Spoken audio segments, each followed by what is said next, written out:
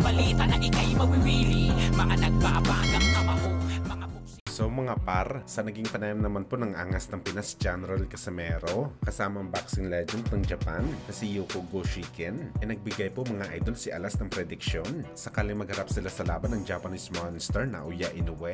Ano yan ni Cuadro Alas mga idol? Kung maglalaban man daw sila ni Inoue, matatalo daw siya mga idol sakaling umabot sa scorecards ng mga judges ang laban. Pero hindi ito kagaya sa ina-expect ng iba mga boss na matatalo si Casimero sa decision dahil nadaya ito sa puntusan. Pero prangka na sinabi ni Cuadro Alas mga idol na matatalo daw siya sa puntusan dahil marami daw talaga bumato ng suntok ng Japanese monster kaysa sa kanya. Kaya masasabi nito mga idol, knockout lang daw talaga ang kanyang panalo dito sa laban kay Inoue. At gagawin daw nito lahat ng paraan mga idol para makuha niyang knockout sa mga early rounds kay Inoue. Kaya para sa angas ng Pinas, kailangan daw talaga nito pag-aralan ng mabuti ang galaw ni Inoue sa bakbakan at gumawa ng game plan kung paano ito makatama ng sulit sa Hapones. Well, saludo tayo mga idol kay Casimero dahil nagpapakatotoo lang ito sa kanyang mga sinabi na para sa atin mga idol wala talaga tsansa ang tubong Ormoc na lumamang kay Inoue pagdating sa palitan ng suntok dahil bukod sa mabilis ang kamay ni Inoue, masipag din talaga ito sumuntok mga idol sa bakbakan at tama talaga na knockout lamang ang kanyang panalo sa Japanese monster, yung tipong isang suntok lamang tapos kaagad ang laban. At hindi rin natin masasabi mga idol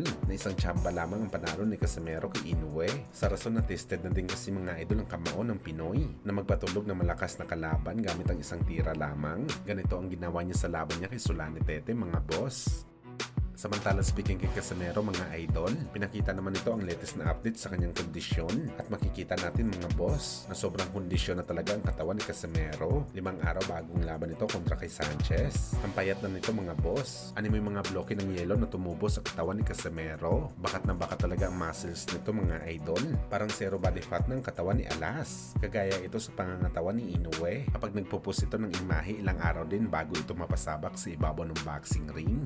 Gagawa naman kayo ng yung katawan tapos sasabihin nyo paano yung performance.